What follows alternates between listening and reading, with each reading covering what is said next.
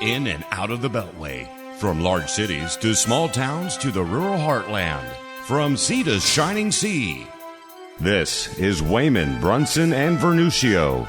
Inside the News. Here we go. Now, I don't say go. And Ben got me all messed up before you say go. I jinxed you. Well, no, you just, you didn't jinx me. It's just like I gave you the. you got in my head. That's what you did. I gave you the strong arm. Welcome back to another week of Inside the News. I'll tell you what, we are loaded for bear. We say that almost every week, and yet this week was so much going on in the news with assassination attempts and a candidate bowing out. Boy, oh boy, we're loaded for bear. Frank Vernuccio, how are you up there in the Empire State? Doing well, enjoying the summer. And Ben Brunson, I don't know what state you're in, the state of denial, I think. I am back in my beloved home state of Florida, and it's really hot here. So kind of wish I was back in the mountains in North Carolina.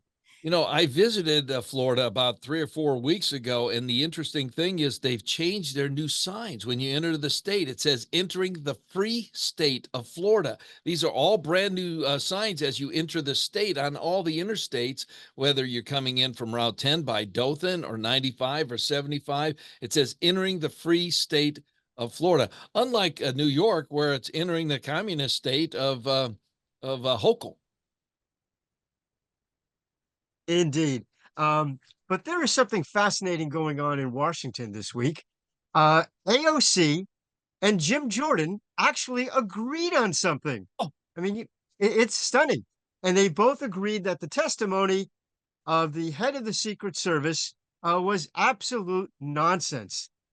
You know, it goes back to the RFK issue. And I know I brought this up on a number of occasions. I don't like RFK, but we saw what was going on with Trump in the assassination attempt and the inept response to it foreshadowed in the refusal of the Biden administration to provide Secret Service protection to RFK.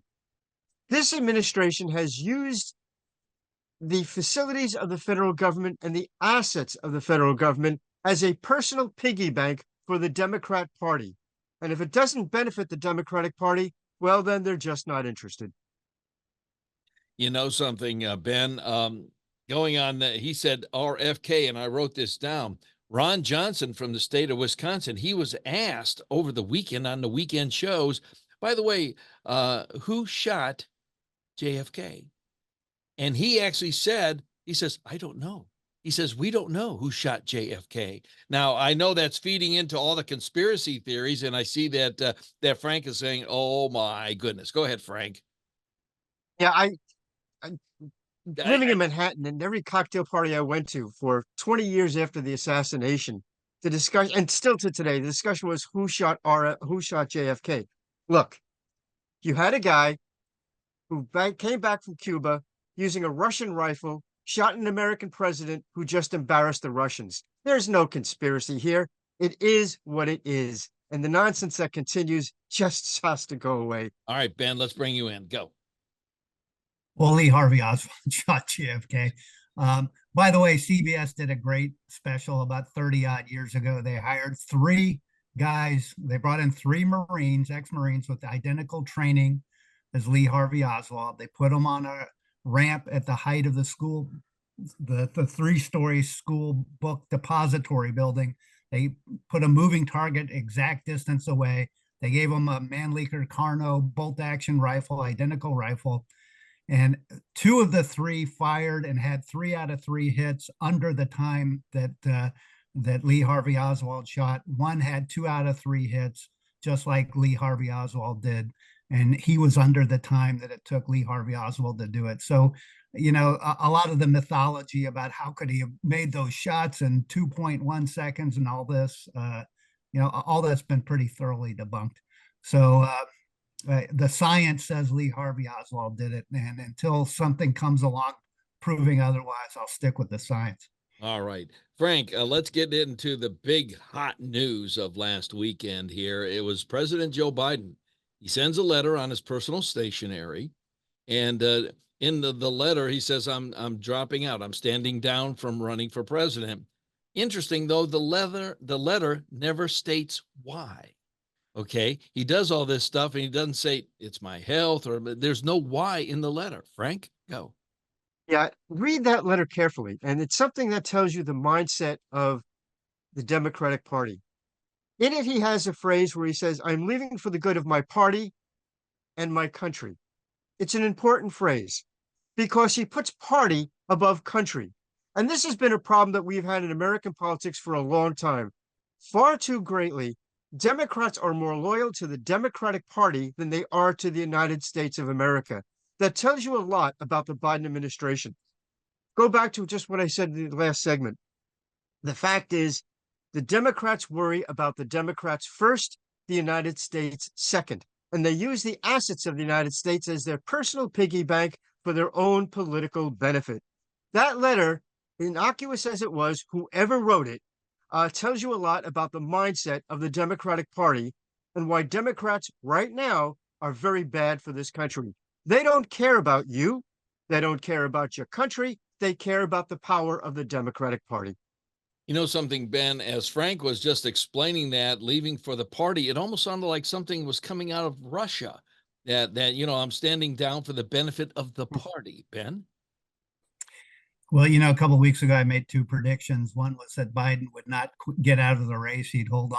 I was dead wrong about that. He succumbed to the pressure.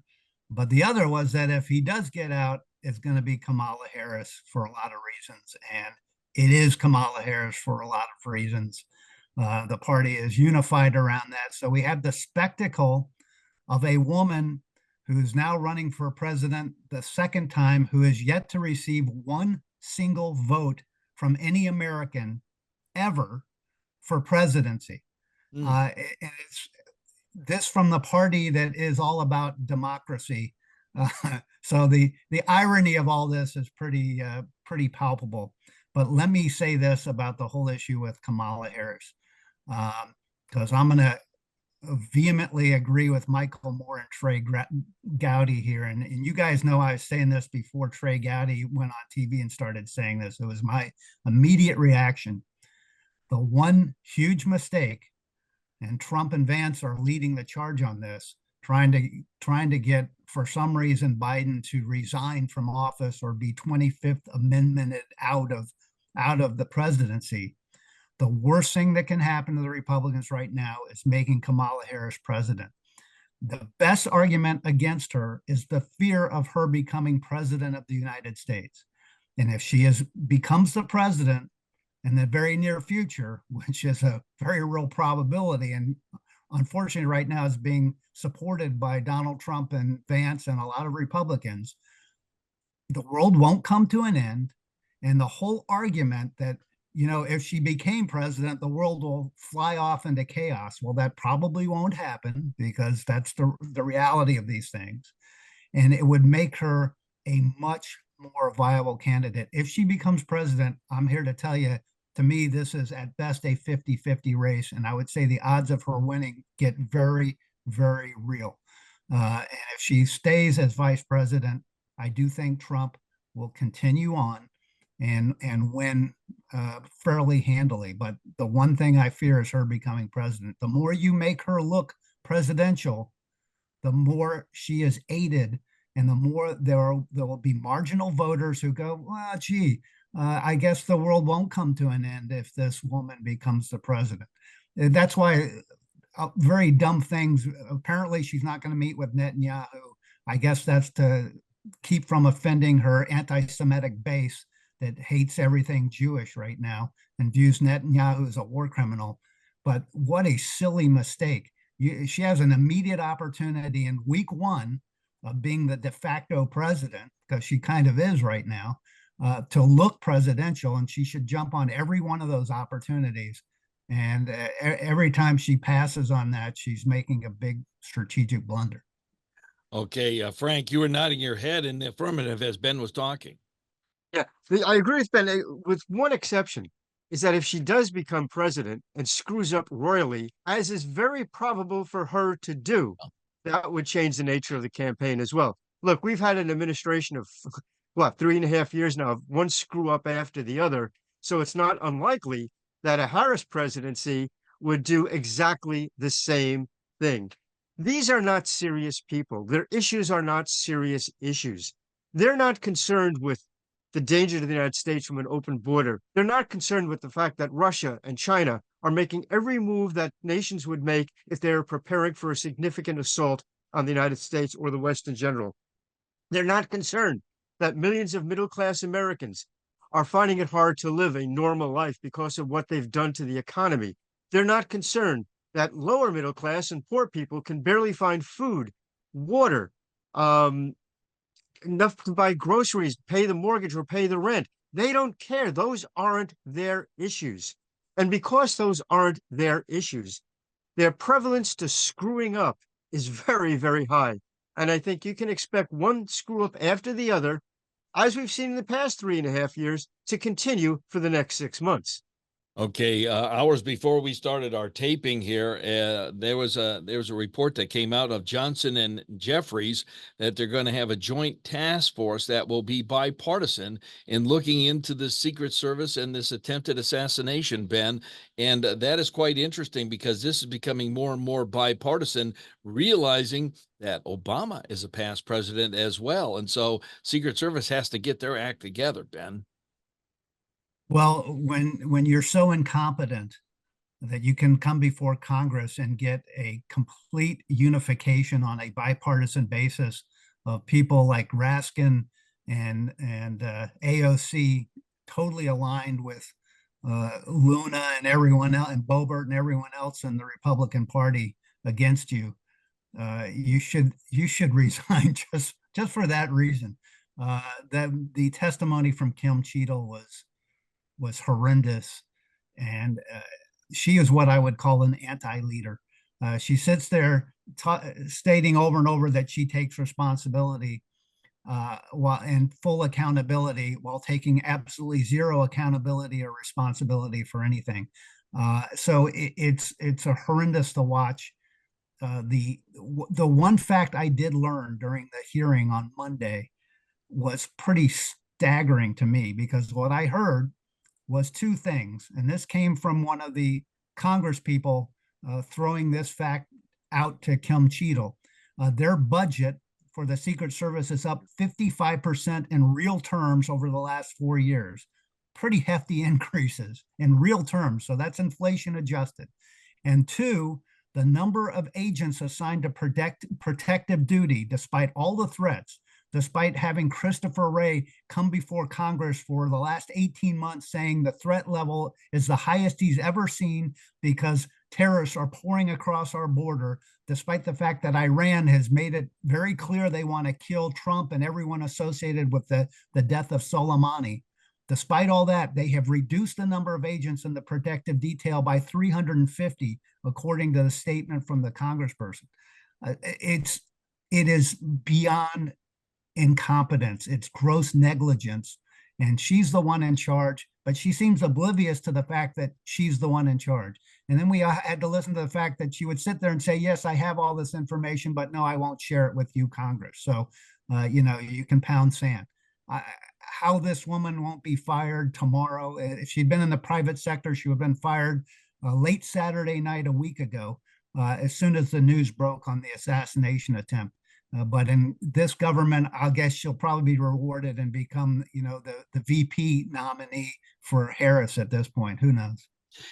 Frank, directed, pointed questions. I mean, we're talking Lisa McClain, and we are also talking Byron Donalds. I mean, these are direct questions. When McClain goes, well, you want to keep your job, don't you? And she goes, yes, I do. Then she goes, the best way to do that is answer our questions, Frank.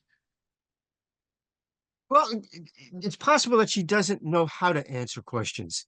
You have, in many cases, these DEI type appointments who are totally oblivious as to what their responsibilities are and to what they're supposed to be doing.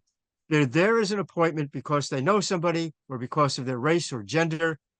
And as far as actually knowing the job, well, they're just missing in action. That's the impression he got from Cheadle. No responsible person could have answered those questions in that manner, no matter what their politics were, no matter what their emphasis was. And I think we're seeing more and more the DEI problem coming back to, frankly, kick us all in the rear end as a country. You know, Ben, you brought this up in last week's show about muscle memory and putting the gun back in the holster. And that is just something that you automatically learn. And when I'm sorry, but when we saw that overweight, short agent there, she could not put it back in her holster. That's a day one training thing. Well, the lack of training, the lack of appropriate allocation of resources to the person who should be the number 2 or arguably number 3 protectee in the country behind only Biden and arguably Kamala Harris at this point. It's inexcusable. The incompetence is inexcusable. You could have brought people picked randomly from the crowds, and they would have done better security than the professionals, quote unquote, at the Secret Service in charge of the security. So it's just a complete failure from A to Z. It sure is. Coming up on our next block here, we're going to be talking about NATO and China, Netanyahu coming to Washington. And then we're also going to be talking about CrowdStrike, not in the next one, but in our third block, because wasn't that part of the Clinton server deal with all those emails? Wasn't there isn't that server in Ukraine?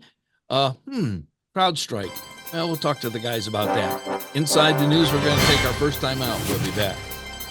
You're listening to Wehman, Brunson, and Vernuccio, Inside the News.